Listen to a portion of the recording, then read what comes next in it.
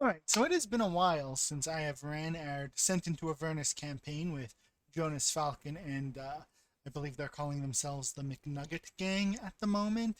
Anyway, so to move this forward, I wanted to go ahead and give you a bit of the story so far.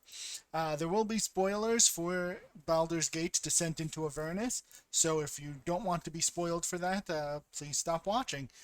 Alright, so we're going to go ahead and move forward. We're going to go through the story as the players understand it so far. And to start, we need to go a long, long time ago, when Asmodeus, a fallen celestial, tricked the lawful and good gods into letting him rule over Baator and torment mortals. In exchange, he worked with them to create the Pact Primeval. It basically says that devils get to tempt mortals, keep their souls, but are cosmically bound to be true to their word. In exchange for this, what do the lawful and good gods get? They get the devils to continue to act as a buffer against the unending demonic invasion in what is known as the Blood War. But that was a long, long time ago and doesn't really matter too much to the players at the moment. So, closer to now, hundreds of years ago, on the prime material plane, there was the city of Elturel. Celestial came to Elturel and convinced them that they should help fight the Blood War and end it once and for all. So the people in Elturel were all on board with this and formed what came to be known as the Hell Riders to embark on the Hell Ride. Elturians are not great at naming things. Anyway, during the Hell Ride, eventually the Celestial that came to Elturel was lost and the Hell Riders limped back, closing the portal to the abyss behind them. But that was hundreds of years ago. About 50 years ago, Elturel, which had seen peace ever since the Hell Riders returned, accidentally somehow came under the control of a vampire lord. With the Hell Riders routed, all seemed lost until Thavius Krieg, priest of Torm, prayed until his prayers were answered. That answer came in the form of what came to be known as Aminantar's gift, or the Companion, a second sun that rises high above Elturel and drove out the vampire lord and his undead minions. Since that day, 50 years ago or so, Elturel has known peace. But that was 50 years ago. About 2.5 to 3 weeks ago came the disappearance of Elturel.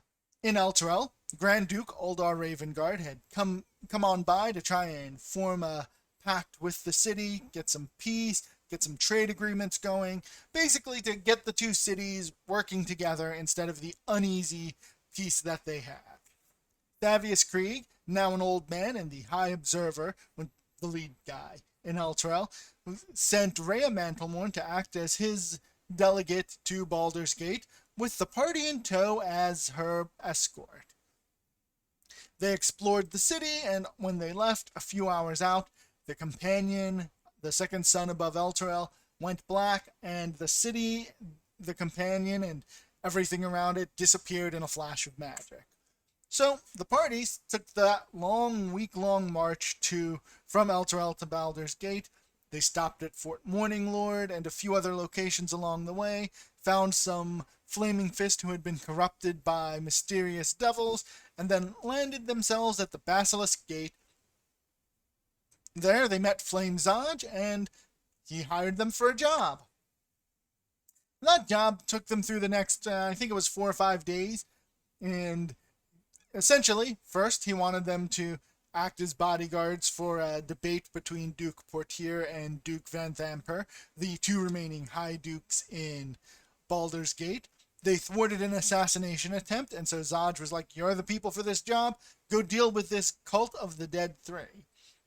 The party succeeded in doing so, and during their sojourn into the Cult of the Dead Three's lair, they met a guy named Mortlock Van Thamper, who implied his mother was up to no good, but had no hard evidence to prove it to the party, and suggested that the group go to meet Mortlock's brother, Amric, at a place in Baldur's Gate called the Low Lantern. The party agreed, and so, before they went to meet at the Low Lantern, however, they met with Blaze Liara Portier, a Flaming Fist leader, pretty much the second in command, and maybe right now the first in command, with Grand Duke Ravengard having disappeared with Elturel. And Liara Portier got the party to agree to work with her to find out what's going on in Baldur's Gate, and thus the party, with Liara Portier's blessing, went down to the Low Lantern to confront Amric. Instead, they ended up destroying the Low Lantern, along with routing a devil named Kashara, who was working to some unknown end. Before getting out of the Low Lantern, they managed to save Amric, and he agreed to set up a dinner meeting with his mother and the party to try and come to a peaceful understanding of what was going on. Before the party went to dinner, though, they agreed to help one of their friends find out what might have happened, you know, to what might have happened in Elturel, in part because he was promised a chance to meet a fortune teller named Redruth, who was hanging around in Baldur's Gate for unknown reasons. There, a fight broke out when it turned out that one of the things required for her to answer a question was a human sacrifice. During the fight, one of the enemies is killed, and our last session ended on Zamar the Bard's turn, where he was going to take the opportunity to ask a question of the fortune teller. So that should bring you up to date with the players, and hopefully, if you've got any questions, Jonas will answer them. And otherwise, we'll see you June 27th on Jonas's channel for our next installment of Baldur's Gate: Descent into Avernus.